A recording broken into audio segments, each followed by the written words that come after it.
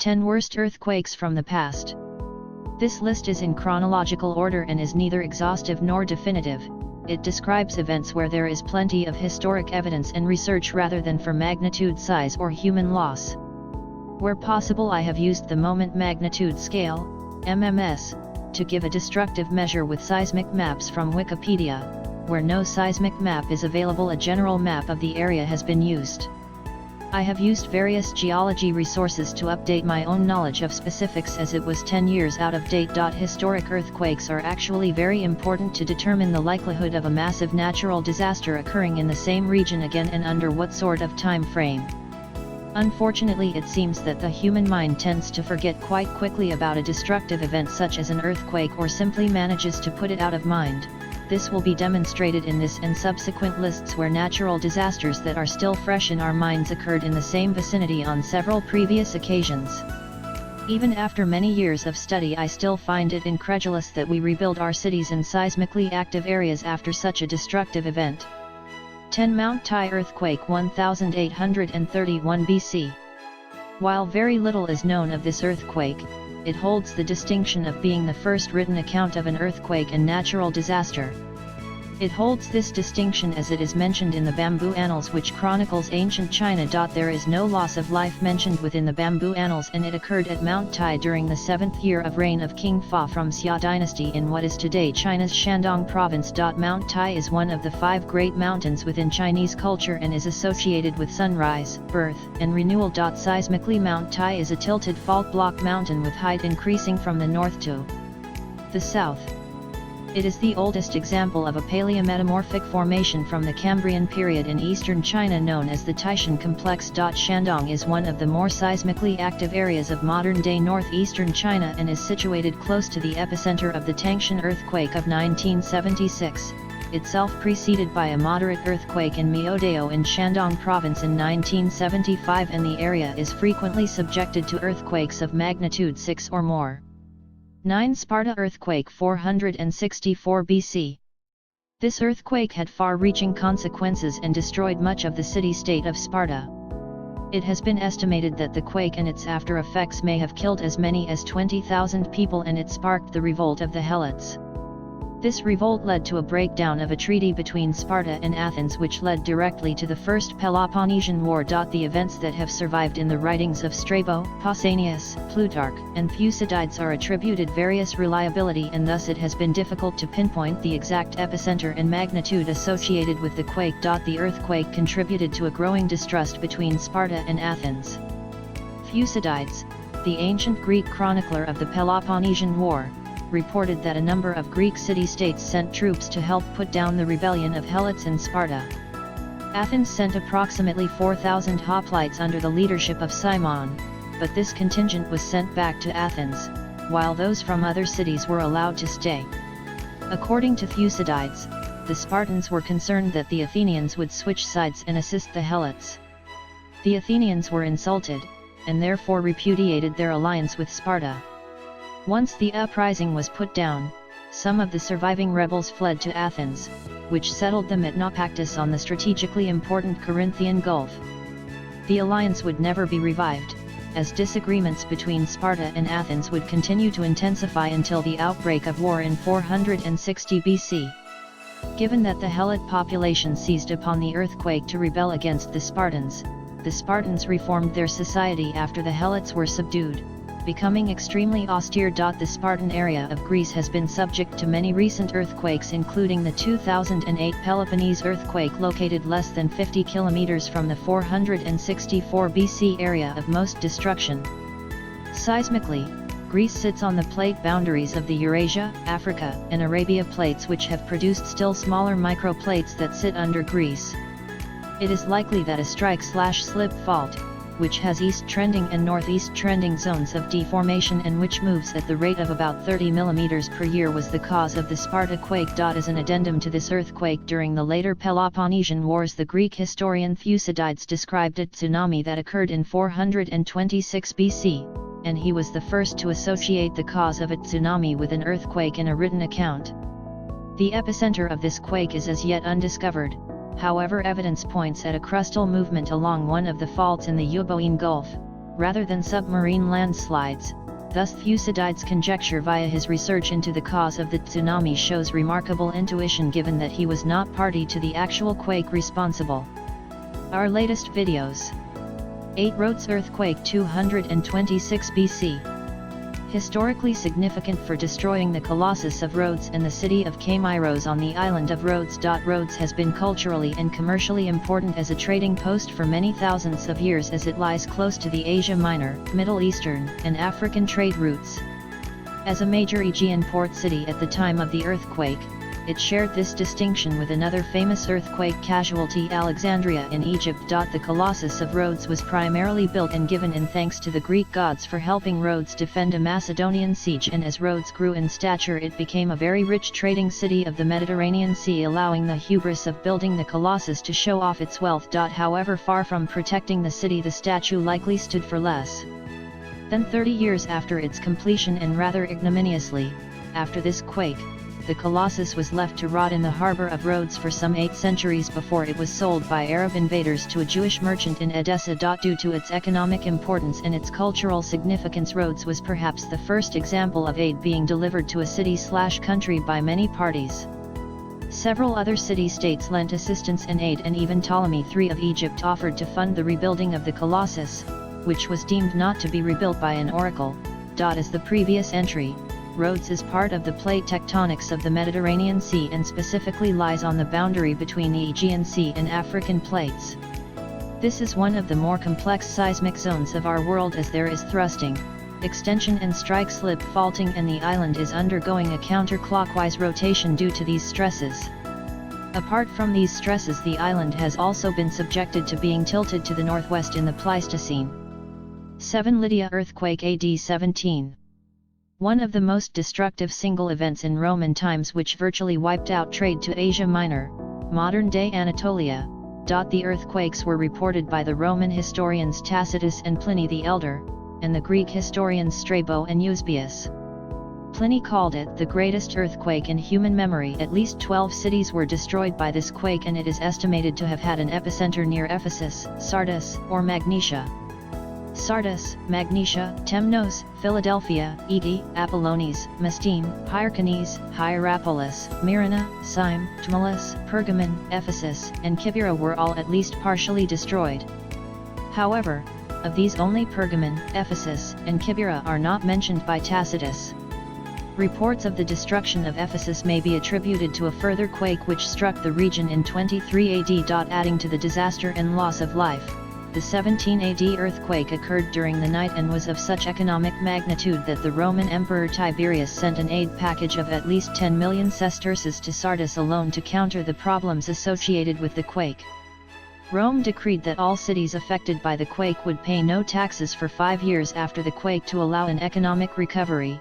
However, Sardis never fully recovered from the disaster and, being the former capital of the Lydian Empire, probably dealt a final blow to the remains of that empire. Conversely, because of these aid packages, it is also one of the first recording instances of people/groups creating scams and frauds to access the funding on hand, with reports by Roman historians of ships being sailed out to sea, painted and renamed, with the original ship owners asking for aid in replacing their lost vessels. Seismically, the area is affected by the Dead Sea Transform System, the Northern Anatolian Fault, the East Anatolian Fault, the Red Sea Rift, and interactions with the Arabian, African and Eurasian plates. 6 Antioch earthquake 115 AD. This may become a theme as this area of Anatolia has been subjected to many violent earthquakes and has been a hub of human civilization for many thousands of years. Antioch lies to the southeast of modern-day Turkey and is quite literally sat atop a plate transform boundary between the triple junction of the northern end of the Dead Sea Transform, the mainly transform boundary between the African plate and the Arabian plate, and the southwestern end of the East Anatolian Fault. It sits in the Anatolia Basin, part of the Amak Basin, filled by Pliocene to recent alluvial sediments, making it particularly susceptible to ground movement and liquefaction. You will hear more about Antioch as these lists progress, as some of the most devastating earthquakes and loss of life have occurred in and around this area of the world. The 115 AD quake took place on the December 13, 115 AD. At an apparent magnitude of 7.5 on the moment magnitude scale, MMS, the quake shows how ground setting is vitally important in all earthquake studies as, while large, it is not in the megathrust territory of magnitude, yet its placement on an alluvial plain compounded the ground shaking to devastating effect. This earthquake is particularly well recorded as the then Roman Emperor Trajan and his successor Hadrian were caught in the earthquake and its aftermath, giving us their perspective as their scribes described the events that took place. The most vivid account comes from the writer Cassius Dio in his Roman history, stating that Antioch was filled at the time of the quake due to the emperor overwintering within the city. Therefore there were many traders, civilians, and soldiers following the emperor's journey, and Cassius Dio paints a vivid picture of the destruction he witnessed. This included a far-off roaring just prior to the quake, violent ground waves during the quake with trees being uprooted and thrown into the air, soldiers and civilians killed by falling debris, watching the attempted rescue of people trapped in collapsed buildings, and the aftershocks of the quake adding more fear and increasing the death toll, along with watching the trapped individuals dying of starvation. In addition to Antioch, the city of Apamea was also destroyed by the earthquake, and Beirut suffered significant damage. Adding to the devastation on land, a tsunami was generated by the quake, which inundated the Lebanese coastline and likely destroyed the harbor at Caesarea Maritima. In total 260,000 are said to have died during or in the aftermath of this event. 5. Crete earthquake 365 AD. An undersea earthquake struck off the coast of Crete on the morning of July 21, 365 AD. The quake is estimated to be at least of a magnitude 8 on the moment magnitude scale, MMS, and was followed in quick succession by tsunamis that destroyed many parts of the eastern Mediterranean seaboard, particularly devastating central and southern Greece, northern Libya, Egypt, Cyprus, and Sicily. In Crete, nearly all towns and settlements were destroyed.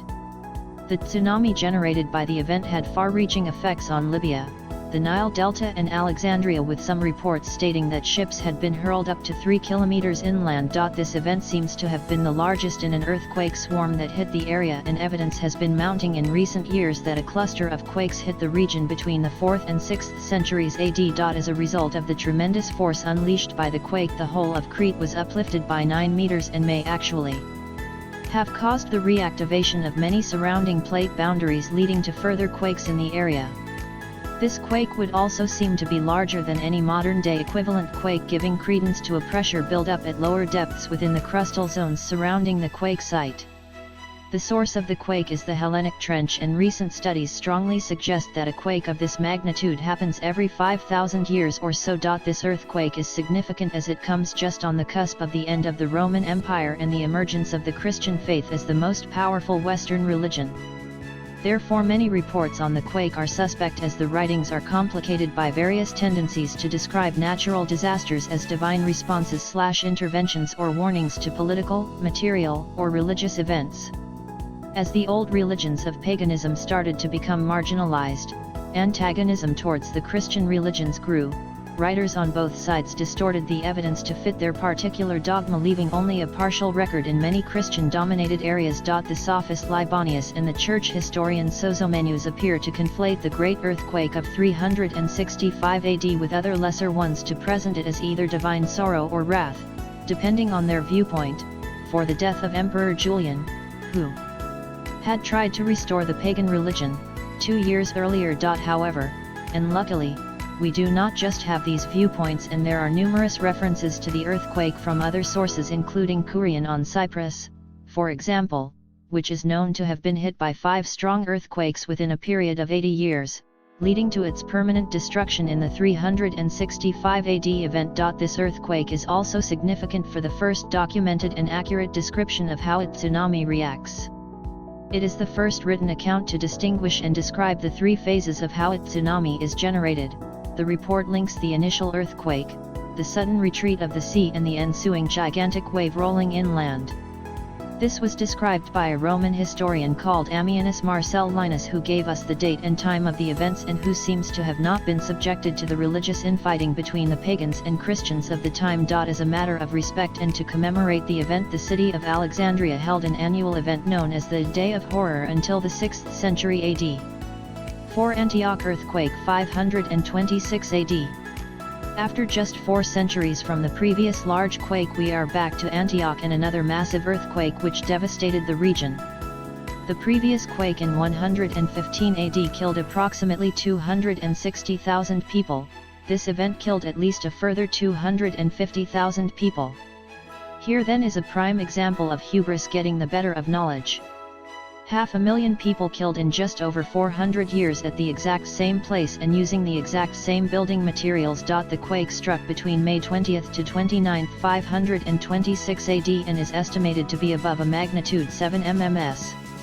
The destruction was heightened by a fire caused by the quake which destroyed most of the city. As with many large earthquakes, the area was hit by many aftershocks over the next year, and these were large enough to cause severe damage, including one large enough to uplift the port of Seleucia Pieria by up to 1 meter. The quake destroyed many significant buildings, including the Domus Aurea built on an island in the Orontes River. Reports suggest that only houses built in the shadow of the mountain behind Antioch harbor survived intact. Amongst the many victims was Euphrasus, the patriarch of Antioch, who died by falling into a cauldron of pitch being used by wineskin makers, with only his head remaining unburnt. The rebuilding of the great church and many other buildings was paid for by Justin I of Constantinople and was overseen by Ephraim, the Comes Orientis, whose efforts saw him replace Euphrasus as the Chalcedonian patriarch of Antioch, however in a stroke of what can only be described as a run of bad luck, or perhaps irony if you are of the atheist persuasion. Many of the recently restored and renovated religious and government buildings in Antioch paid for by Justin were destroyed by another major earthquake in November 528 AD, although there were far fewer casualties. 3 Beirut earthquake 551 AD. And again here we are back in Antioch's neighborhood in a tectonic setting that encompasses the Dead Sea Transform, aka Dead Sea Rift, which forms part of the boundary between the Arabian Plate and the African Plate. In Lebanon, the fault zone forms a restraining bend associated with a right stepping offset of the fault trace. Transpressional deformation associated with this bend has formed a number of thrust faults, such as the recently identified Mount Lebanon thrust, which underlies the city and is interpreted to crop out at the seabed offshore. The quake occurred on the July 9, 551 AD and had an apparent magnitude of at least 7.6 mms. As with many offshore quakes, a tsunami was generated by the thrust in the ocean which destroyed much of the Phoenician coastline and many of the ships used for trade within Phoenicia. The death toll has been estimated to be in the high 30,000s, with one report by Antoninus of Piacenza giving that figure for Beirut alone. The offshore fault likely ruptured for a length of approximately 100 kilometers, though some reports suggest an even greater distance of 150 kilometers, making the tsunami generated particularly large, and the quake was felt from Alexandria to Antioch. An interesting fact is the recently discovered Mount Lebanon thrust ruptured and caused the tsunami, and this has been verified and is consistent with quaternary uplift recorded by a series of marine cut terraces between Tripoli and Beirut, proven by a continuing upward movement of the hanging wall of the proposed thrust. At a smaller scale, an uplifted vermeted bench, which indicates vertical movement of about 80 centimeters, is dated to the 6th century AD, corroborating this earthquake's epicenter and likely cause of the tsunami. Continued uplift above this thrust since the late Miocene era may explain the formation of the Mount Lebanon range. 2. The 7th earthquake 749 AD. Here we have another strong earthquake on the Dead Sea Transform fault that has little written evidence and which has been muddied by reports blaming the event on God for various reasons. This earthquake struck an area between Palestine and Jordan, likely centered on the Golan Heights on January 18, 749 AD. It is estimated to be well over a magnitude 7 quake. It is another interesting example of how little actual science and reporting was allowable under the various religious doctrines of the time and the suppression of all else save for relating every major occurrence to the wrath of God. The earthquake destroyed the cities of Tiberias, Beit Shean, Hippos, and Pella, and they were left largely uninhabitable, while many other cities across the Levant were heavily damaged. In addition, the earthquake reportedly claimed many tens of thousands of victims. The value of the reporting can be summed up by the following 2 reports. a Coptic priest from Alexandria reported that support beams had shifted in houses in Egypt, and a Syrian priest wrote that a village near Mount Tabor had moved a distance of 4 miles. Reliable reports these are not. Other more reliable sources reported tsunamis in the Mediterranean Sea, several days of aftershocks in Damascus, and towns swallowed up in the earth, including some destruction at Jericho. The death toll in Jerusalem numbered in the many thousands. Many buildings, among them the Al-Aqsa Mosque, were severely damaged. The town of El Qanatir and its ancient synagogue were destroyed. There is also growing evidence that the quake produced a tsunami likely caused by an undersea landslide generated by the quake rather than directly from an upthrust below the ocean. Of more serious consequence, this fault poses a significant threat as the fault zone has experienced strong earthquakes which were recorded in 31 BC, 363 AD, 749 AD, and 1033 AD, giving a periodicity of about 350 to 400 years. This would indicate that the area is well overdue for another quake, and the strain over that near 1,000-year period might unleash a substantially larger quake than the 749 AD event. 1 Damgan earthquake 856 AD. As many are aware, Iran has suffered some of the most devastating earthquakes in modern times. However, most of these pale in comparison to this earthquake, which occurred on the December 22, 856 AD. The earthquake had an apparent magnitude of 7.9 and at least 200,000 people were killed in the quake itself. This was compounded by the surrounding geology, which magnified the mesoseismal area of maximum damage, which extended for about 350 kilometers along the southern edge of the eastern Alborz Mountains of present-day Iran, including parts of Tabaristan and Gorgan. The earthquake's epicenter is estimated to be close to the city of Damgan, which was then the capital of the Persian province of Qumus. It is listed by the USGS as the 6th deadliest earthquake in recorded history. Many aftershocks happened in this region after the major quake and continued for several years, with one exceptional aftershock centered in western Khorasan causing more destruction. Iran lies within the complex zone of continental collision between the Arabian Plate and the Eurasian Plate, which extends from the Bitlis-Zagros Belt in the south to the Greater Caucasus Mountains, the Absheron-Balkansil and the Kopet Dag Mountains in the north.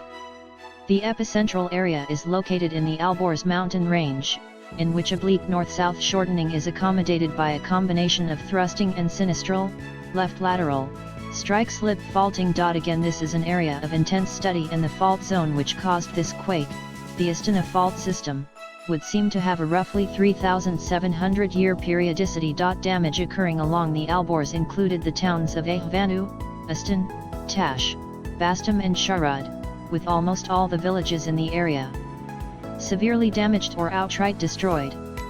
Hekatompilos, now called Ari Qumus, the former capital of Parthia, was destroyed and totally abandoned after the quake. Half of Damgan and a third of the town of Bustam were also destroyed. Thank you for watching. Comment below to let us know the topic you are interested in. Please like, share and subscribe for more educative video.